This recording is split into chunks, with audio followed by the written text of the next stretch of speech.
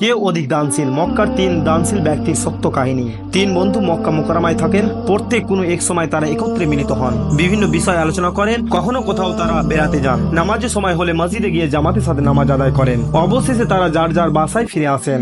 একদিন তিন বন্ধুর মধ্যে বিতর্ক শুরু হলো। বিতর্কের বিষয় হলো বর্তমান সময়ে মক্কা শহরে সবচেয়ে বড় দানশীল কে। প্রত্যেকেই যার যার অভিমত পেশ করলো, কিন্তু একজনের মত অন্যজনের সঙ্গে মিলল না। প্রথম ব্যক্তি বলল, বর্তমান এই শহরে সবচেয়ে বড় দানবীর হলেন হযরত আব্দুল্লাহ ইবনে জাফর রাদিয়াল্লাহু আনহু। দ্বিতীয় জন বললেন, আমি আপনার সাথে একমত নই, আমার মতে এই শহরে সবচেয়ে বড় দানশীল হলেন কায়েস বিন সাদ রাদিয়াল্লাহু আনহু। তৃতীয় ব্যক্তি বললেন, আমি আপনাদের কারো কথা সমর্থন করতে পারলাম না, আমি মনে করি বর্তমান কালে শাইখ আরাবা রহমাতুল্লাহ এর চেয়ে বড় কোনো দাতা নেই এই শহরে। এবার প্রত্যেকেই যার যার মতে সপক্ষে দলিল ও যুক্তি পেশ করলো, উল্লেখ করলো বিভিন্ন উদাহরণ, কিন্তু কোনো সূরায় তারা সেই সমাধানে পৌঁছাতে পারলো না। শেষ পর্যন্ত সিদ্ধান্ত হলো, যে যার নাম বলেছে সে তার কাছে যাবে এবং আজই নগদ ও বাস্তব প্রমাণ নিয়ে ফিরবে। সিদ্ধান্ত মোতাবেক প্রথম ব্যক্তি হযরত আব্দুল্লাহ ইবনে জাফর রাদিয়াল্লাহু আনহুর নিকট গেল। সে তার নিকট একজন সওয়ালকারীর বেশে উপস্থিত হলো। এই সময় হযরত আব্দুল্লাহ ইবনে জাফর রাদিয়াল্লাহু আনহু দীর্ঘ সফরে যাওয়ার উদ্দেশ্যে একটি উটের উপর উঠে বসেছিলেন। সে তার নিকট গিয়ে বলল, হে দানবীর, আমি এক বিপদগ্রস্ত মুসাফির, বাড়িতে ফেরার মতো প্রয়োজনীয় অর্থ বা বাহন কোনটি আমার নিকট নেই,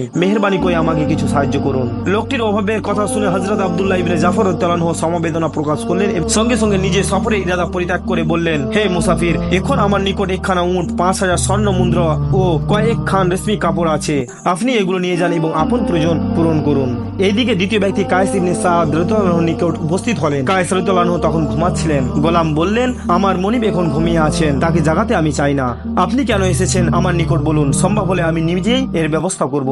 লোকটি গোলামের নিকট স্বীয় অভাবের কথা বলে সাহায্যের আবেদন জানালেন। গোলাম দেরি করল না, সাথে সাথে ঘরের ভিতর গিয়ে 10,000 স্বর্ণমুদ্রা নিয়ে ফিরে এলো। এগুলো নিন, এই মুহূর্তে ঘরে এই পরিমাণই অর্থ ছিল। তারপর সে লোকটির হাতে একটি চিরকুট দিয়ে বলল, অমুক স্থানে গিয়ে চিরকুটটি দেখালে একটি ঘোড়া ও একটি উট পেয়ে যাবেন। লোকটি চিরকুট ও স্বর্ণমুদ্রা নিয়ে চলে গেলেন। কিছুক্ষণ পর হযরত কায়েস রাদিয়াল্লাহু আনহু ঘুম থেকে জাগ্রত হলেন। তারপর গোলামের মুখ থেকে সবকিছু অবগত হয়ে এতটাই খুশি হলেন যে সঙ্গে সঙ্গে গোলামকে আজাদ করে দিলেন। সেই সাথে এই কথা বললেন যে, হাই, তুমি যদি আমাকে ঘুম থেকে জাগিয়ে তুলতে তাহলে আমি এই কৃপণতা করতাম না। তৃতীয় ব্যক্তি শাইখ আরাবার নিকট উপস্থিত হয়ে তিনি তার অভাব অনটনের কথা জানালেন এবং সাহায্যের জন্য প্রার্থনা করলেন।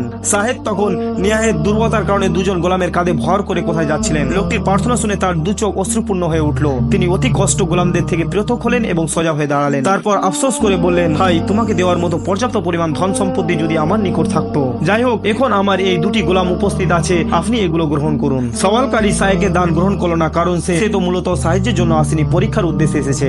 যখন সে দেখলো বৃদ্ধ শাইখ দুটি গোলামের সাহায্য নিয়ে চলাফেরা করে, তখন তার কষ্টের কথা ভেবে সে দান গ্রহণ করতে অস্বীকৃতি জানালেন। এবার শাইখ আরাবা রাদিয়াল্লাহু আনহু বললেন, যদি আপনি আমার এই দুটি গোলাম গ্রহণ না করেন তাহলে আমি এখনই এদেরকে আজাদ করে দিচ্ছি। এই বলে তিনি গোলাম দুটিকে আজাদ করে দিলেন এবং অনেক কষ্টে চলাফেরা করতে লাগলেন। ওই দিন রাতে তিন বন্ধু আবার একত্রিত হলেন। একে একে নিজ নিজ নতুন অভিজ্ঞতা সবাই বর্ণনা করলেন, কিন্তু এবারও কোনো সিদ্ধান্তে উপনীত হতে পারলেন না তারা। এই তিন মহান ব্যক্তির মাঝে কে অধিক দানশীল? সুপ্রিয় দর্শক মন্ডলী, বর্ণিত ঘটনাটি কোনো কাল্পনিক ঘটনা নয়, এটি একটি বাস্তব সত্য ঘটনা।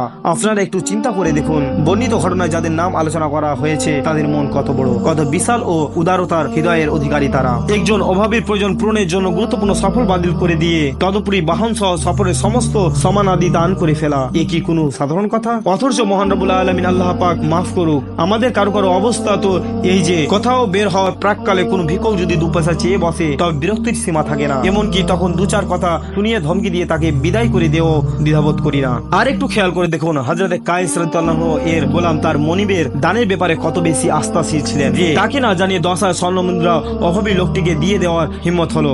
আর ওই মনিবের প্রতি কেনই বা আস্থাশীল সৃষ্টি হবে না, যিনি গোলাম দানের কথা শুনে খুশি হয়ে তাকে মুক্তি দিয়ে দিলেন। তদুপরি এই কথা বলে দুঃখ প্রকাশ করলেন যে আমাকে জাগিয়ে দিলে আমি এই কৃপণতা করতাম না। সুপ্রিয় দর্শক মন্ডলী, লক্ষ্য করে 10,000 দিনার, একটি ঘোড়া ও একটি উটকে তিনি কৃপণতার দান বলে আখ্যায়িত করেছেন। সুবহানাল্লাহ। অপরদিকে শাইখ আরাবা রাদিয়াল্লাহু আনহুর ব্যাপারটিও চিন্তা করে দেখুন যে তিনি অভাবীর অভাব পূরণের জন্য কত বড় কুরবানি পেশ করেছেন। নিজে বৃদ্ধ, একাকী চলতে পারেন না, দুটি গোলামের সাহায্য নিয়ে চলাফেরা করেন, কিন্তু অভাবের কথা শুনে তার কোমল হৃদয় এতটাই কোমল হলো যে ওই গোলাম দুটিকে তিনি দেওয়ার জন্য প্রস্তুত হয়ে গেলেন।